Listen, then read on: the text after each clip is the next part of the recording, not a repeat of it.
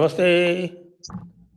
आप सभी से अनुरोध है, कृपया चैनल को सब्सक्राइब करें, वीडियो को लाइक करें और आप सभी का स्वागत कर रहा हूँ मैं और आपके साथ जोड़ रहा हूँ आज बाबा रामदास जी और अवनीश शर्मा जी को। और सभी से अनुरोध है, कृपया चैनल को लाइक करें, चैनल को सब्सक्राइब करें, वीडियो को लाइक करें और हमारे धर्मापणः मर्चेंडाइज स्टोर पर भी अवश्य जाएँ।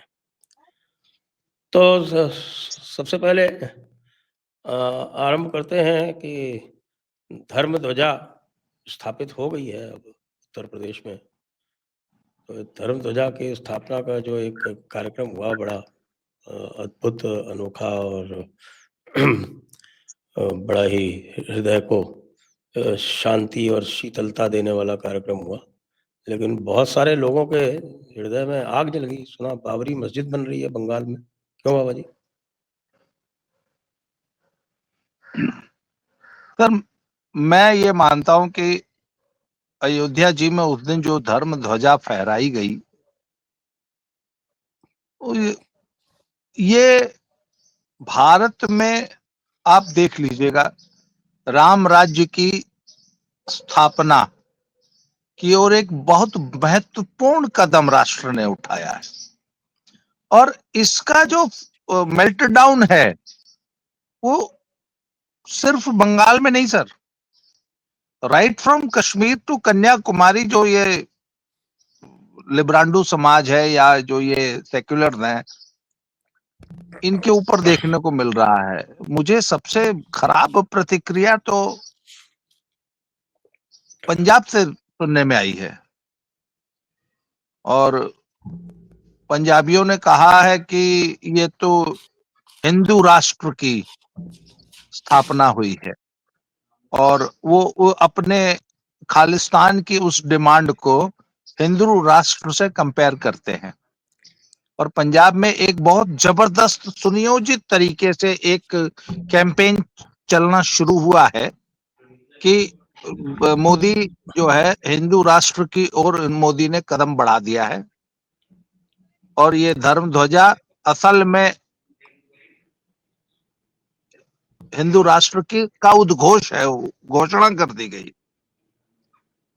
सर, मैं ये मानता हूं कि सचमुच आप इसके बाद देखेंगे कि अब भारत धीरे धीरे राम राज्य की ओर कदम बढ़ाएगा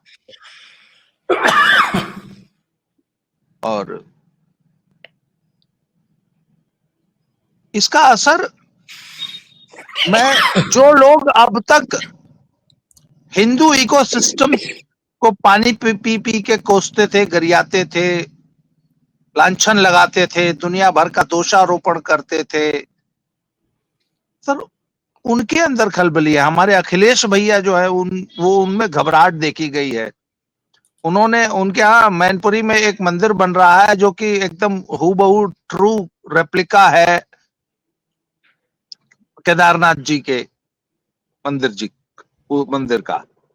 उसकी हूबहू ट्रू कॉपी वो बन रही है और उन्होंने कहा कि साहब वो मंदिर भी है, वो कंप्लीशन ऑलमोस्ट कंप्लीट हो गया है, तो अब मैं बहुत जल्दी वहां जाके दर्शन करूंगा और उसके बाद अन्य धर्म स्थलों के दर्शनों का एक सिलसिला शुरू होगा। ये वही अखिलेश यादव है जो एक बाकायदा वेल प्लान्ड स्ट्रेटजी के तहत कुंभ के खिलाफ अभियान चलाते रहे और महीनों चलाते रहे, कुंभ को बदनाम करने की कोशिश करते रहे। ये वही अखिलेश हैं जो आज तक रामलला के दर्शन करने नहीं गए। ये वही अखिलेश हैं जो अवधेश प्रसाद को अयोध्या का राजा घोषित करते थे। ये वही अखिलेश हैं जिन्होंने बाकायदे राम मंदिर को जो है उसका विरोध किया और वहां के जो प्राण प्रतिष्ठा समारोह को जो है ढोंग ढकोसला नाच गाना तक कहा। आज वही अखिलेश घूम घूम के मंदिरों में जाने की बात कर रहे हैं। तो सर ये मेल्टडाउन जो है ना, आप देख लीजिएगा। आपको मैं आज बता रहा हूं कि बहुत जल्दी आपको ममता बनर्जी और पूरा डाउन साउथ पूरा आपको मंदिरों के दर्शन करता हुआ दिखाई देगा। सर असल में क्या हुआ है कि बिहार के रिजल्ट से ना ये इकोसिस्टम बहुत ज्यादा डर गया है, घबरा गया है। बिहार ने इनके मोराल को बहुत बुरी तरह तोड़ा है, डाउन किया है। और इनको एक बात समझ में आएगी कि अभी तक जिस पॉलिसीज के तहत हम जो है राजनीति कर रहे थे वो आगे नहीं चलने वाली है। आगे तो भैया 80% जो हिंदू समाज है उसको साथ लेके चलना होगा। अब आप देख लीजिएगा कि ये बहुत जल्दी हिंदुओं का अपीजमेंट करते नजर आएंगे, बेशक वो सांकेतिक ही होगा। तो सर धर्म ध्वजा का जो स्थापना जो है वो एक टर्निंग पॉइंट है भारत के। आप देख लीजिएगा ये इतिहास में दर्ज होगा और यहां से भारत का एक नया रिवाइवल शुरू होगा और भारत जो है राम राज्य के रूप में पुनः स्थापित होगा, ऐसा मेरा विश्वास है। जी जी अवनीश जी, वाकई बिहार के परिणामों ने जो है वो खलबली मचा दी है। मैंने सुना कल कांग्रेस के जो बिहार के परिणामों का जो पुनरावलोकन किया जा रहा था तो उसमें लोगों ने आपस में एक दूसरे को गोली मारने तक की धमकी दे डाली। और फिर राहुल जी सुनते हैं कि 10-10 के ग्रुप में लोगों से मिले, पता नहीं क्या चर्चा की। लेकिन साथ में बाबरी मस्जिद की बातें भी बढ़ने लगी हैं। बंगाल में एक हुमायूं कबीर है, कोई एमएलए है टीएमसी के, वो कह रहे हैं कि साहब हम बाबरी मस्जिद यहाँ बनाने जा रहे हैं। और कोई ताजिमुद्दीन साहब है, उनकी जमीन पे बनाने जा रहे हैं। ताजिमुद्दीन साहब कह रहे हैं कि हमने तो जमीन बेची नहीं। तो कितनी बाबरी मस्जिदें बनेगी? क्योंकि बाबर तो लगता है कि ये सारे के सारे बाबर की संतान अपने आप को घोषित करना चाहते हैं। बिल्कुल सर, बिहार में हार के बाद आत्मचिंतन पर मामला गोली तक पहुंचा है, तो बधाई हो, कट्टे से यात्रा गोली तक पहुंची। तो इस बात की तो खैर बधाई हो। सर आत्मचिंतन करके ये करेंगे क्या? किस आत्मा का चिंतन करेंगे? प्रधानमंत्री की मां को गाली देने वाले आत्मा का चिंतन करेंगे? महिलाओं को आरजेडी का माल है क्या रे, ये बताने वाली आत्मा का चिंतन करेंगे?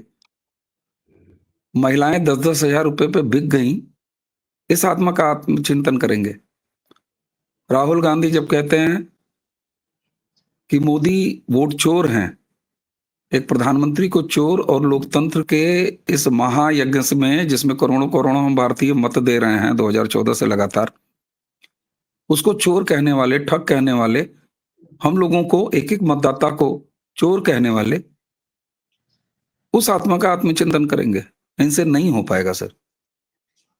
और अभी बाबा जी ने धर्म ध्वजा का जो कार्यक्रम हुआ, 3 मिनट 47 सेकंड का वो कार्यक्रम था सर, जिसमें ध्वज ने आरोहण करना शुरू किया और शिखर तक पहुंचा। उस 3 मिनट 47 सेकंड ने भारत को क्या दिया है? और प्रधानमंत्री के लिए एक बात कहा करता हूं हमेशा कि कौन सी बात कहां कैसे कही जाती है, हो सलीका तो हर बात सुनी जाती है। धर्म की स्थापना हुई, उसका संवर्धन हो रहा है और उसका संवर्धन तो प्रधानमंत्री और इस राष्ट्रवादी सरकार के नेतृत्व में 2014 से ही हो रहा है, और जिसमें हम सब शामिल हैं। हम सारे शामिल इसलिए हैं कि हमारे वोटों से चुनी हुई ये सरकार है लगातार तीसरी बार। लेकिन सर प्रधानमंत्री जब उस ध्वजा को फहराने के बाद, आरोहित करने के बाद, मैकाले की गुलामी से मुक्ति की बात करते हैं, तो वो सिर्फ बात नहीं होती है, वो नई शिक्षा नीति ला चुके होते हैं। और हम सबको पता है कि नई शिक्षा नीति कोई 2 मिनट मैगी नहीं है। जब से लागू होगा तब से लागू होने के बाद एक पूरा बैच आएगा, उसमें 1 दशक तक का समय लगेगा। जब वो हमारे बच्चे 12th और कॉलेजेस तक पहुंचेंगे तब वो पहला परिणाम निकल के दिखाई देगा। और तब प्रधानमंत्री सनातन के और भारत की सांस्कृतिक राजधानी श्री अयोध्या से उद्घोष करते हैं,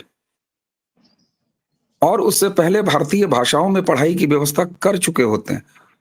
और इनका ये आह्वान बहुत सारे सस्ते टीवी पैनलिस्ट बैठ के ये बात कर रहे थे इकोसिस्टम के, कि आप क्या अंग्रेजी हटा देंगे? अंग्रेजी को आप नहीं स्वीकारेंगे तो आपका काम चल जाएगा। प्रधानमंत्री जी ने ये आह्वान किया कि अब आपके पास विकल्प है। अब ये हमारा दायित्व बनता है कि एक नागरिक के तौर पर अपने बच्चों को भारतीय भाषाओं में इंजीनियरिंग, मेडिकल और बाकी शिक्षाओं को हम स्वीकार करें।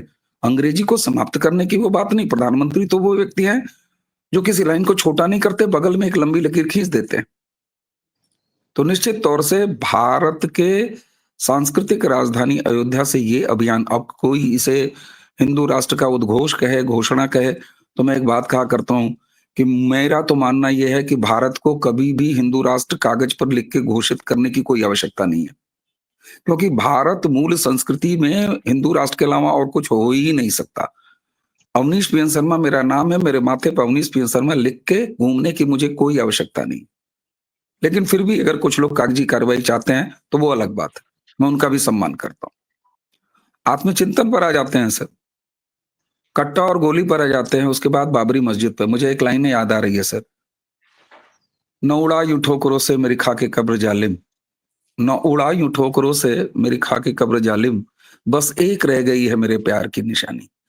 भारतीय मुसलमानों के चेहरे पे, उनके माथे पर अगर बाबर की औलाद लिखा जाना पसंद है तो ये उनका दुर्भाग्य है, और ईश्वर करे इस दुर्भाग्य से वो किसी जन्म में जन्म वो तक तो मुक्त ना सौभाग्य हो। मानते हैं साहब। दुर्भाग्य है सर। अपने पाकिस्तानियों को देख लीजिए ना, वो सब अपना डीएनए चेक करा करा के डिक्लेयर कर रहे हैं कि भाई हम जो है वो सेंट्रल एशिया से आए हैं, हम भारत से नहीं आए हैं। हाँ ठीक है, हसन हसन निसार जैसे इंटेलेक्चुअल वो कह रहे हैं कि मैंने खच्चरों पे अपना डीएनए टेस्ट कराया और मेरा जो खून है वो तुर्कस्तानी है, तो इसलिए मैं यहाँ की जो ये गलीज बर्रे सगीर का मैं नहीं हूँ। ठीक है सर। 400-500 जो आए थे सूखी रेत वाले, तो खच्चरों पर इनकी अम्मियों को भी बैठा के लाए होंगे, फिर यही कहा जाए, मियाँ तो और सब क्या यहाँ कहा से जाए। नहीं थे, वो एक वो तो आना फिर था ना कि साहब के हम तो सब यहाँ के हैं, लेकिन फिर भी जो लोग कहते हैं कि हम बाहर से आए हैं तो उनकी दादियों से पूछा जाना चाहिए कि भाई तुमने क्या किया। बिल्कुल शक के दायरे में है, और अगर कहीं डीएनए निकल आया है तो फिर तो परम शक में है तुम्हारी दादी जान, फिर तो परम शक में है कि कहाँ गुजर आई, क्या करी आई, कहाँ से मंगोल ले आई, कहाँ से अरब ले आई, कहाँ से उज़्बेक ले आई डीएनए। सर, किसी की जमीन पर बाबरी मस्जिद बंगाल में बना लें वो तो ठीक है, लेकिन सुप्रीम कोर्ट ने श्री राम लला विराजमान का फैसला देते समय 5 एकड़ जमीन दी है ना सर। धन्नीपुर में बांदीपुर में सर, मैं नहीं गोरखपुर से लखनऊ धन्नीपुर है जब धन्नीपुर सॉरी, जब मैं लखनऊ गोरखपुर किया करता हूं तो रास्ते में पड़ता है। एक दफा आरिफ अजाकिया यूके वाले जो है वो मेरे साथ थे, तो अयोध्या आए थे, तो उन्होंने कहा कि वो उनिश भाई 5 एकड़ किधर मिली है। हमने कहा ये चलते दिखाते हैं 5 एकड़ कहाँ मिली है। तो थाने के बगल से एक रोड जाती है, वो 4 लेन पे ही है, तो वहां बड़ा सा फ्लैक्स लगा है और बड़ी छपी हुई मस्जिद लगी हुई है। तो हम लोग अंदर गए। एक तो बाबा जी की मतलब महिमा है, उन्होंने शानदार जगह जमीन दिया है, वो जमीन भी थोड़ी आड़ी टेढ़ी तिकोनी है। तो वहां गए तो ऐसे कूड़ा उड़ा पड़ा हुआ था, तो हमने कहा ये है जमीन। बोले अरे साहब यहाँ तो कुछ हुआ ही नहीं। हमने पूछा लोगों से, बोला कुछ नहीं, वो कभी कोई आता नहीं है। सर, एक ईंटा वहां तो रख नहीं पाए। तो वहां तो ईंटा रखना ही नहीं है ना उनको, तो जब तक हमारी नाक काटी नहीं जाए तब तक तो उनको मजा ही नहीं आता। बेसिक बिल्कुल चीज तो वो है कि भाई जहां मंदिर बिल्कुल हो उसको तोड़ के ही बनाना है। ये कौन सी मान सकता है, ये वही मान सकता है ना कि साहब के हमें अपने आप को आपके ऊपर गालिब करना है। कि इनकी जो है अल बकरा 2nd चैप्टर है कुरान का, उसकी जो आखिरी आयत है, जो अक्सर ये लोग दुआ किया करते हैं, कहते हैं कि ऐ खुदा हमें कौमुल काफरीन पर गालिब कर। तो उनको तो हमारे ऊपर गालिब होना है ना साहब। बिल्कुल। तो गालिब होना है, तो वो जहां गालिब हुए थे फिर उनको मीर तकी मीर कर रहे हैं ना। बाबरी मस्जिद उनका ढांचा जो है वो मीर तकी मीर हुआ। मीर तकी मीर ने गालिब ने मीर को सुनाते हुए तो लिखा था सर, हुआ है शाह का मुझसे फिरे है इतरा था, वगरना शहर में गालिब की आबरू क्या है। ये बात बिल्कुल सही है। जब तक ये हमें दुख नहीं पहुंचाएंगे तब तक इनका कोई इनके हिसाब से शुभ काम नहीं हो सकता। नहीं तो वो इनकी किताब में लिखा हुआ है, वो देखिए है, ये है सूरत अत-तौबा 9th चैप्टर, उसकी 123वीं आयत है। अच्छा, सूरत अत-तौबा की ख़ास बात ये है कि ये आखिरी सूरत है। तो आखिरी सूरत का मतलब ये है कि इसके पहले जो भी अगर इसका कोई भी कॉन्ट्रडिक्शन हो तो वो सब खारिज है, यही सब फाइनल खारिज है। है। और उसकी 123वीं आयत है, उसमें कहता है कि भाई तुम्हारे आसपास के जो भी काफिर हैं वो तुम में सख्ती पाएं, सख्ती। और इसी की 120वीं आयत है, उसमें लिखा है कि जितने ही तुम इनको हैरान करोगे उतना खुदा तुम्हारे नाम नेकी लिखेगा। साहब यही करते हैं ये, और क्या। बिल्कुल, यही इनकी तबीयत है। लेकिन सर इसके छोटे छोटे बंदोबस्त भी हो रहे हैं, ऐसा नहीं है। और सबसे बड़ा बंदोबस्त यह है कि भारत अपनी मूल संस्कृति को पुनर्स्थापित कर रहा है, और उसके लिए आज उसको ये पता है कि अगर ऐसी सरकारें रहेंगी तभी ये संभव होगा, तो उसके लिए वो काम कर रहा है। बाकी ये तो आखिरत की लड़ाई लड़ते हैं। और आपने बिल्कुल सही कहा, इन्हें वाकई में केवल पंचर साटने की ही कला आती है। महादेव काशी में, ज्ञानवापी में जिसको ये झरना बता रहे थे, अगर उसकी तस्वीर सबको याद हो तो उस स्ट्रक्चर के ऊपर उन्होंने किया क्या है, प्लास्टर करके एक छोटा सा पंचर टाइप का एक स्ट्रक्चर चिपका दिया। इतना ही कर पाते हैं। 2.5 दिन का झोपड़ा में इन्होंने क्या किया। मैं तो ये कहता हूं सर कि इस बात की भी पड़ताल करनी चाहिए कि अगर ये आक्रांता थे, और थे ही आक्रांता, और ये कहते हैं कि हम रूलर थे, रूल करते थे और हमने तुम्हारे ऊपर राज किया है, तो किन वजहों से, चाहे वो जैन कॉम्प्लेक्स हो, कुतुब मीनार जिसको ये कहते हैं, उस पर प्रतीक छोड़े हुए हैं। 2.5 दिन के झोपड़े पे क्यों प्रतीक हमको हिंदू मंदिरों के दिखाई देते हैं। काशी में ही ये कॉरिडोर बनने से पहले मुझ जैसी उम्र वाला भी अपनी नंगी आंखों से ये पहचान के देख चुका है कि भैया ये तो पीछे से मंदिर है। भोजशाला में क्यों सर साफ दिखाई देता है। तो इसको क्या समझा जाए, ये एक ऐसी मानसिकता तो नहीं है कहीं जी। कि ये जानबूझकर ऐसा करते थे कि आगे आने वाली पीढ़ियां भी। और तब मुझे स्वर्गीय महंत अवैधनाथ जी की बात याद आती है, जो राम मुक्ति आंदोलन के प्रमुख थे। वो कहते थे कि जब भी मैं इस स्ट्रक्चर को, बाबरी मस्जिद नाम के कंकाल को देखता हूं, तो मुझे ऐसा लगता है जैसे किसी ने मेरे पिता को मार के और मेरे सामने टांग रखा है। तो मुझे तो यही लगता है कि भाई ये रूलर्स थे, ये तो पूरी तरह स्ट्रक्चर डिमोलिश कर सकते थे। आप मथुरा में देख लीजिए, हर जगह इन्होंने इस बात के सबूत छोड़ रखे हैं। मैं तो इसे ये कहूंगा। तो निश्चित तौर पर आप जो कह रहे हैं कि इन्हें हमारी नाक काटनी है, लेकिन सर ये नया भारत अब दूसरी तरफ चल रहा है सर, और जी। इसने एक रास्ता खोज लिया है कि ये मतदान से ये काम कर सकता है। ये हाथ में आइए पत्थर चलते उठाना, हैं, उसी पे तलवार चलते उठाना, हैं, इसकी थोड़ा आवश्यकता नहीं है बाबा जी। जी को ले लेते हैं। बाबा जी, ये बंगाल में एसआईआर के बारे में आपके पास क्या सूचना है? हम तो कई सारी सूचनाएं देख रहे हैं, अ, बहुत कुछ आ रहा है यूट्यूब पर और मीडिया में, लेकिन आपके अपने सोर्सेज हैं, तो आपके पास क्या सूचना है बंगाल में एसआईआर और उसके इम्पैक्ट के बारे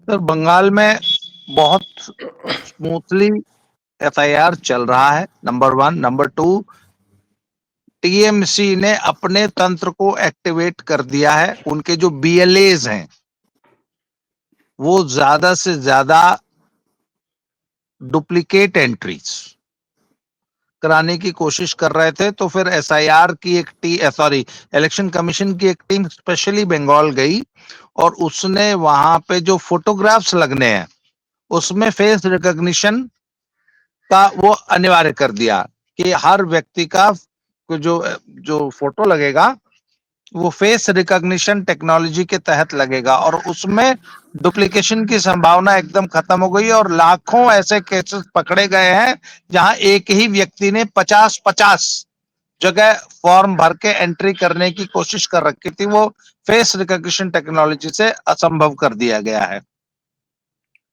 और सर बंगाल में there is a state of panic निश्चित रूप से। अच्छा, एक खबर ये आई कि जो सब लोगों को छोड़ के भागने की बात कर रहे थे ना, जितने लोग जा रहे हैं वो छोड़ के नहीं भागे हैं, वो इधर उधर चले गए हैं। कुछ बहुत सारे लोग जो हैं अगल बगल के स्टेट्स में भी गए हैं, कुछ बंगाल में ही इधर से उधर शिफ्ट हुए हैं। परंतु ये शहरों में डिस्प्लेसमेंट बहुत ज्यादा है, शहरों में लेबर की कमी हो गई है बहुत जबरदस्त। मैनुअल अपना ये जो घरों में हेल्प जो मिलती थी उनकी बहुत सख्त कमी हो गई है, और इंडस्ट्रियल लेबर की कमी हो गई है, क्योंकि बहुत सारे बांग्लादेशी रोहिंग्या दे हैव मतलब दे आर लाइंग लो। और बंगाल में जो इस वक्त सबसे बड़ी अफवाह फैली हुई है कि ये एसआईआर नहीं, असल में ये वो एनआरसी है, और इसके बाद एनआरसी जो है वो लागू हो जाएगा और आप सबको पकड़ के डिटेंशन कैंपों में डाल दिया गया है। ये एंग्जाइटी है। और ममता बनर्जी सर बहुत वो है, थोड़ा एंग्जाइटी है उनको।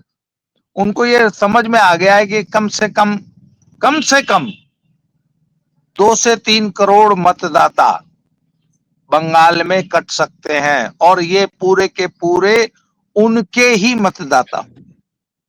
एक चीज और तरफ बंगाल में आई है कि जो वहां का जो लोकल मुस्लिम है वो बिल्कुल नहीं चाहता है कि बांग्लादेशी का नाम वोटर लिस्ट में आए, और वो प्रयास कर रहा है, वो अपनी तरफ से एक्टिव हुआ है कि नहीं, बांग्लादेशियों का नाम नहीं आना चाहिए और बांग्लादेशी हमारे इलाके से जाने चाहिए, क्योंकि इन्होंने हमारी संस्कृति को या हमारे नाम को खराब किया है। ममता बनर्जी इसका तोड़ नहीं ढूंढ पा रही।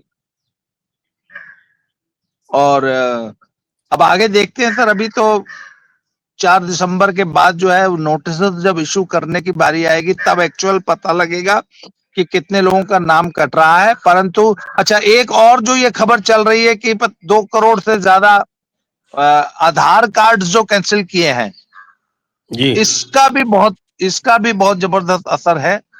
और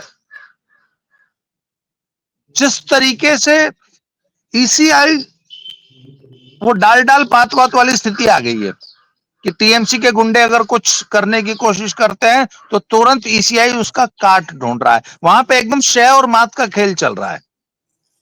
और सर ऐसा बताया जा रहा है कि बंगाल की जो वोटर लिस्ट बनेगी वो तकरीबन डुप्लीकेशन से, डेड नेम से और बांग्लादेशी रोहिंग्याओं से पूरी तरह मुक्त बनने जा रही है।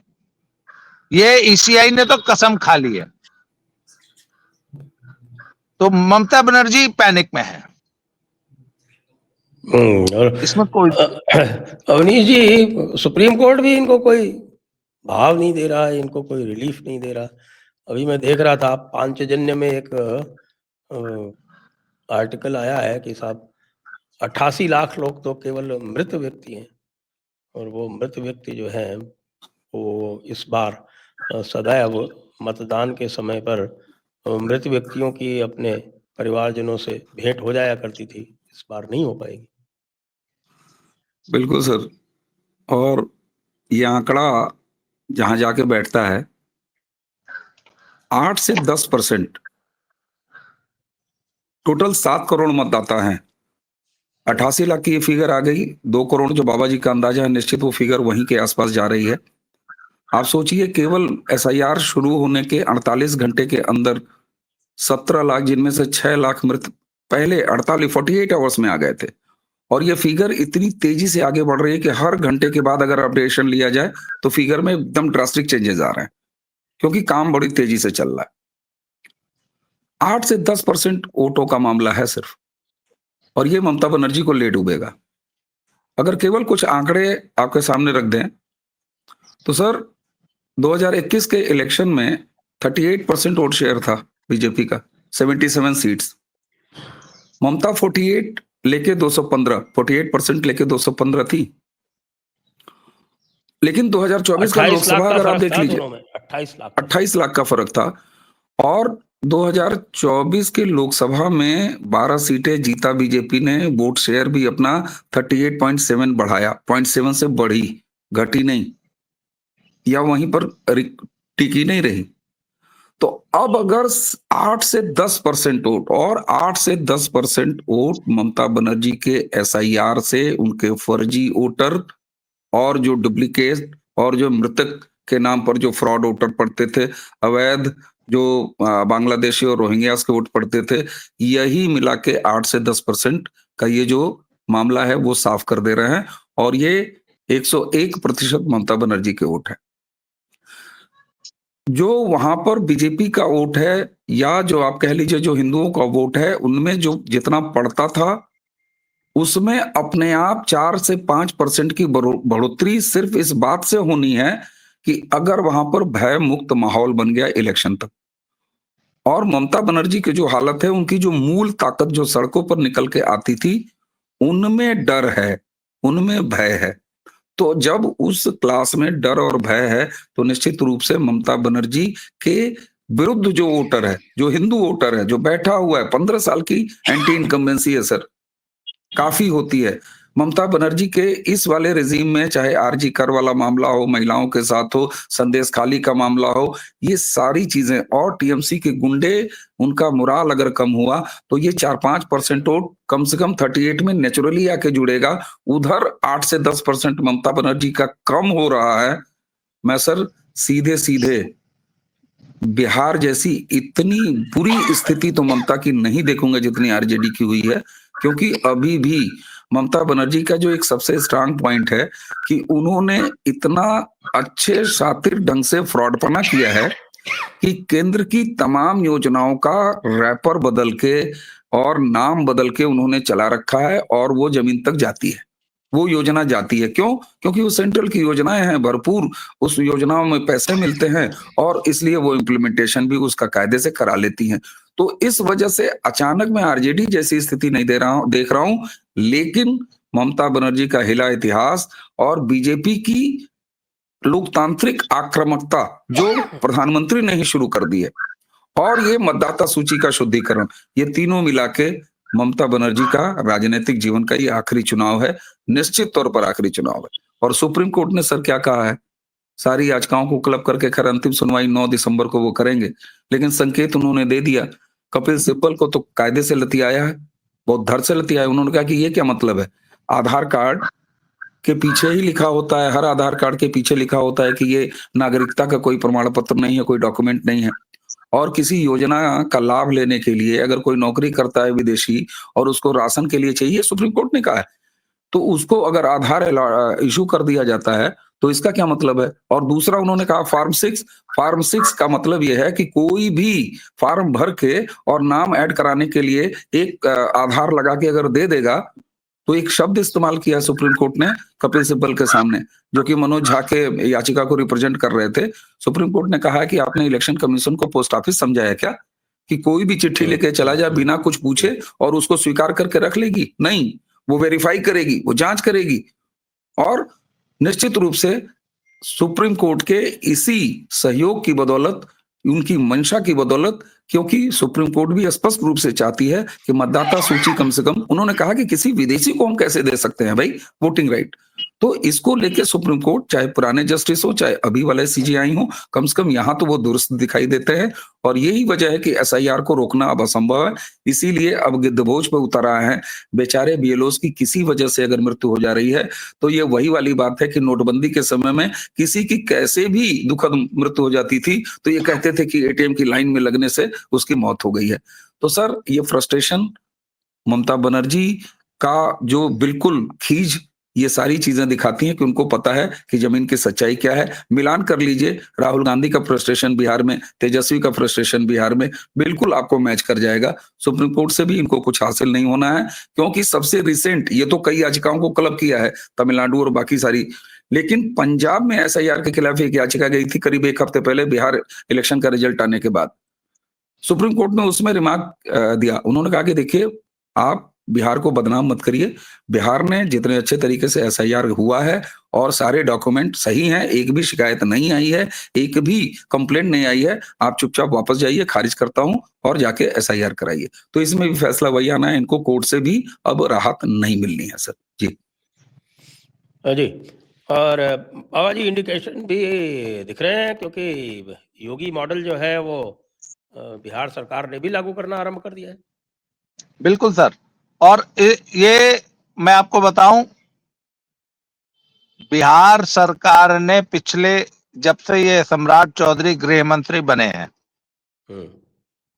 सर, मैसेज पूरे देश में चला गया है कि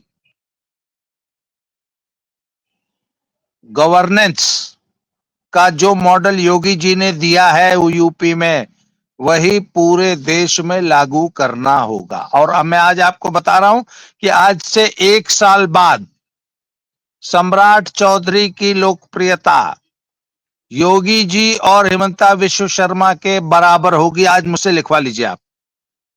मैंने अभी आपके साथ बैठने से 15 मिनट पहले अपने चैनल के लिए एक वीडियो बनाया है और मैंने कहा है कि आने वाले 1 साल में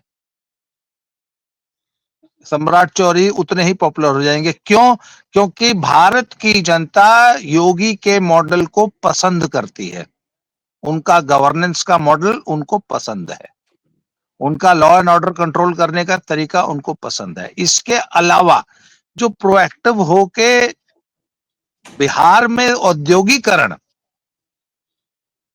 के लिए काम अचानक से तेजी आई है जिस काम में, उसका सर बड़ा पॉजिटिव इम्पैक्ट पड़ा है अन्य राज्यों पे।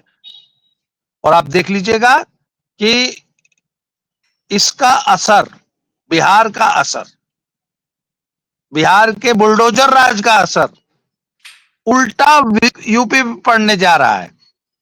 और योगी जी की सारी योजनाओं का और योगी जी की जो गवर्नेंस की जो शैली थी, मॉडल था, उसको बिहार की जनता ने एंडोर्स कर दिया कि यही उचित तरीका है शासन चलाने का। सर इससे भी अखिलेश डरे हुए हैं कि यार योगी मॉडल को बिहार ने रेप्लिकेट कर दिया है, तो हम अब किस मुंह से योगी मॉडल की आलोचना करेंगे।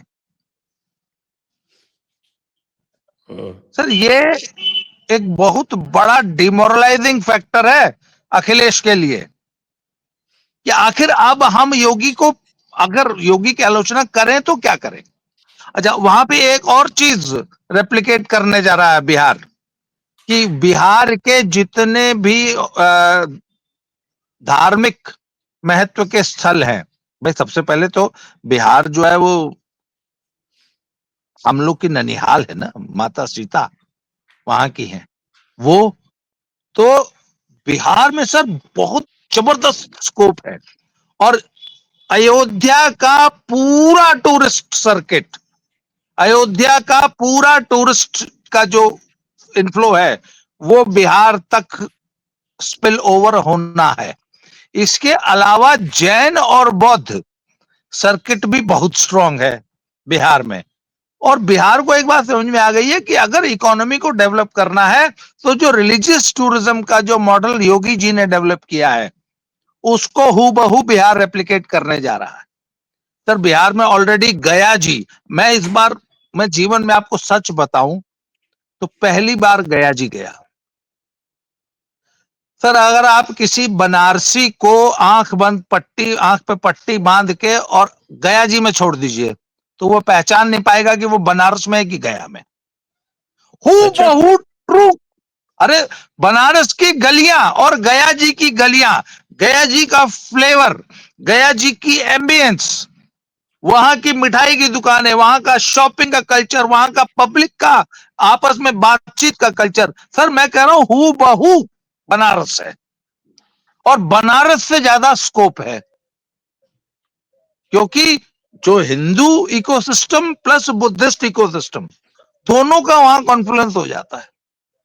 तो अयोध्या जी और वाराणसी और प्रयागराज के टक्कर का रिलीजियस सेंटर गया जी डेवलप होगा और अयोध्या के टक्कर का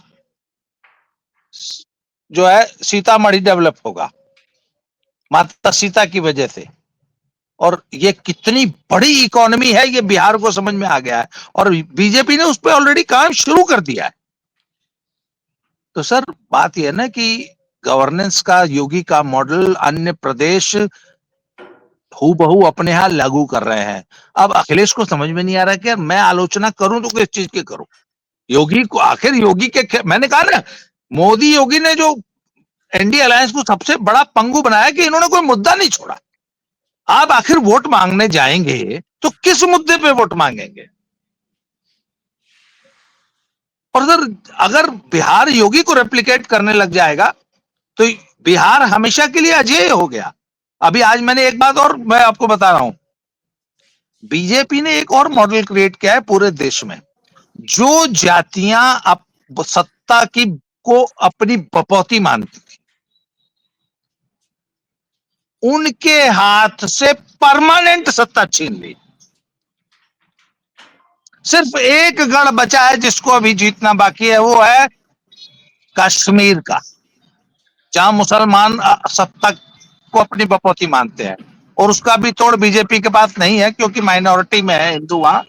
इसके अलावा पंजाब में सर, हरियाणा में, महाराष्ट्र में, यूपी में और बिहार में, झारखंड में, आप देख लीजिएगा आने वाले समय में, छत्तीसगढ़ में, ये जो एक जाति का प्रभुत्व था कि सत्ता सिर्फ हमारी रहेगी, ये प्रभुत्व तोड़ दिया है बीजेपी ने, स्पेशली यूपी बिहार में। मैं आज बता रहा हूं, आज के बाद कभी यादव मुख्यमंत्री नहीं बनेगा यूपी और बिहार में। ये आज आप मेरी बात को नोट कर लीजिएगा। आज के बाद हरियाणा में कभी भी जाट सीएम नहीं आएगा। सर ये बीजेपी की देन है। लेकिन एक यादव उन्होंने खड़ा कर दिया एमपी में, जिसका बड़ा हिंदू वो खड़ा किया है सर, नहीं सर, वो यादव ने, वो यादव है। I am talking about the यदमुल्लास। यादव और यदमुल्ले में अंतर होता है। गुजरात में भी यादव है, वो हिंदू यादव है, राष्ट्रवादी है, पक्का हिंदुत्ववादी है। हरियाणा का जो यादव है वो कट्टर हिंदूवादी है। वो उत्तर प्रदेश और बिहार की तरह नहीं है, उसकी कोई युति मुसलमानों के साथ नहीं है। वो बाबरी मस्जिद के लिए उसका कलेजा नहीं धड़कता है। जी। तो सर अब ये जो, अच्छा अब क्या है कि योगी जी का जो सिस्टम है वो पूरे देश में रेप्लिकेट होने जा रहा है। Yogi model of governance, Yogi model of economics, Yogi model of law and order, Yogi model of economic development, Yogi model of industrial development, Yogi model of infrastructure development. तो इसको पूरे देश में रेप्लिकेट होता हुआ अगले 5 साल में आप देखेंगे। जी ये योगी मॉडल साहब असम में भी बड़ी तेजी से लागू हो रहा है। असम में भी चुनाव होने वाले हैं, वहां क्या रहेगा? सर हेमंता जी शादी के खिलाफ हैं, वो शादियां नहीं करने दे रहे। वो शादी कल के खिलाफ सर थोड़ी है। कल सर उन्होंने, हाँ थोड़ा सा मैं शातिरपना कर रहा हूँ, मैं आ जाता हूँ। सर वो जो शादियों ये के खिलाफ है। शादियों, जी बहुवचन में शादियों के खिलाफ हैं। और इसका ये मतलब नहीं है कि वो सामूहिक विवाह के खिलाफ हैं, बल्कि एक के साथ 4 नहीं चलेगी, ये साफ कर दिया उन्होंने। ये मामला गड़बड़ है साहब। ये है एक पर 4 नहीं चलेगी, चाहे अलग अलग कमरों में, चाहे एक ही कमरे में। कुरान शरीफ का उल्लंघन करवा रहे हैं। जी हाँ, कल देर शाम सर बड़ी प्रसन्नता हुई जब ये समाचार आया कि Assam prohibition of polygamy act 2025 ये पास कर दिया गया। इसके प्रोविजन बड़े मजेदार हैं सर। ये अलग बात है कि इतना बारीकी से इसको बनाया है हेमंता ने। मैं बहुत जल्दी और बहुत शॉर्ट में दर्शकों तक ये बात पहुंचा दूं कि इसको कितने महीन तरीके से काम किया गया है। सर पहला प्रोविजन क्या है इसका, कि अगर कोई शादीशुदा व्यक्ति पहली शादी के बरकरार रहते हुए दूसरी शादी करता है और पहली से डाइवोर्स नहीं होता है, तो इसमें अपराध उसको मान लिया। अपराध मान लिया तो सजा क्या है? 7 साल की सजा, यानी 7 साल की जेल है, 1,25,000 का जुर्माना है। और सर जो पीड़िता है, जो इसकी विक्टिम होगी इस शादी की, यानी पहली पत्नी, उसको 1,40,000 रुपए का मुआवजा इमीडिएट भरना है। लगभग 2.25 लाख रुपए की जेब पर चोट और 7 साल चले जाओ जेल में। पहला। इसका दूसरा प्रोविजन क्या है सर, कि अगर कोई व्यक्ति, इसको दर्शक जरा ध्यान से सुने, बड़ा मजा आएगा कि ये किया किसके लिए गया है। जबकि हेमंता एकदम बड़ा डुक का बाट है वाली स्टाइल में कल उन्होंने बिल पास होने के बाद बोला कि भाई ये किसी के खिलाफ नहीं है, इसमें ये इस्लाम के खिलाफ भी नहीं है और ये सबके ऊपर लागू है। लेकिन जरा बारीकी से प्रोविजन देखिए, अगर कोई व्यक्ति मौजूदा शादी को छिपाकर दूसरी शादी करता है तो उसे 10 साल तक की जेल और जुर्माने की सजा, यानी 1,25,000 का जुर्माना, 7 से बढ़ के जेल हो जाती है 10 साल। और अब इसके आगे वही शादियां आपने जो कहा, ये प्रोविजन कहता है कि अपराध दोहराने पर सजा भी दोगुनी होगी, 10 साल और करो दूसरी, तीसरी किया 10 साल और दुगनी सजा और जुर्माना भी दुगना और बाकी जो पीड़िता को कॉम्पनसेशन है वो भी। अब यहां पर एक बात आती है, ये जो लेफ्टिस्ट गिरोह है सर, हाँ सर एक अवनीश जी, हाँ नई अम्मी अगर 6 साल की हुई उस पर कोई एक्स्ट्रा नहीं है क्या?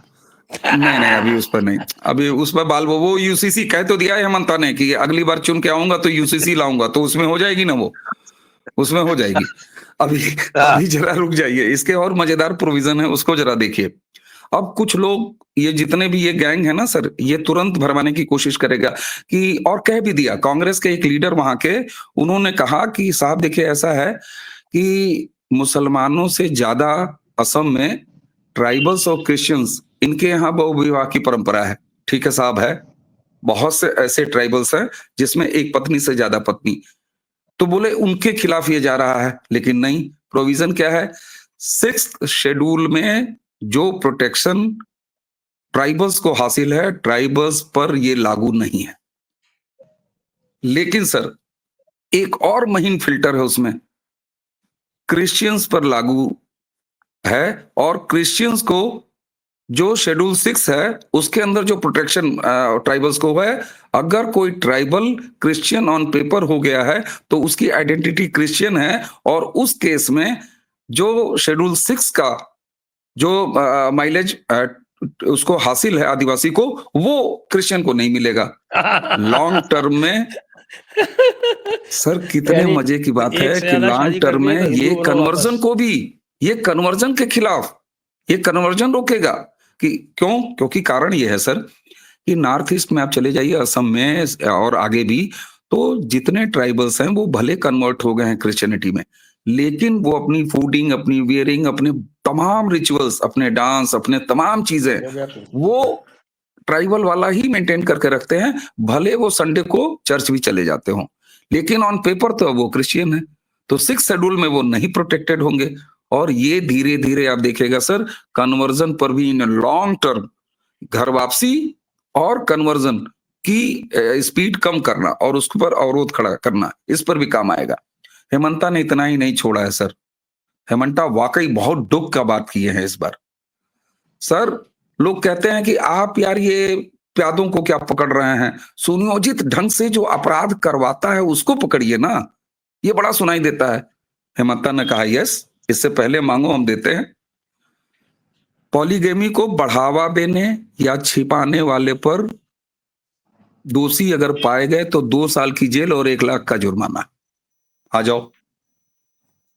अवैध शादी कराने वाले मुखिया, गांव का सरपंच, काजी, पुजारी या पेरेंट्स, अगर ये पाए जाते हैं इस अपराध में, यानी जो निकाह कराएगा वो काजी, जो पादरी शादी कराएगा वो पादरी, जिस मुखिया के न्याय पंचायत में होगी और वो बैठ के सर्टिफिकेट जारी करेगा वो मुखिया, और यहां तक कि अभिभावक, यदि माँ और बाप भी अपने बच्चों को इस नर्क में धकेल रहे हैं और दोषी पाए गए तो 1.5 लाख का जुर्माना और 2 साल की कैद उनके लिए। इसके अलावा पॉलीगैमी किए बेटा और दोषी पाए गए तो सरकारी नौकरी नहीं मिलेगी, किसी भी सरकारी योजना का लाभ नहीं मिलेगा, राशन तक नहीं पाओगे, पानी तो छोड़ दो, और लोकल निकाय इलेक्शन में इलेक्शन भी नहीं लड़ पाओगे।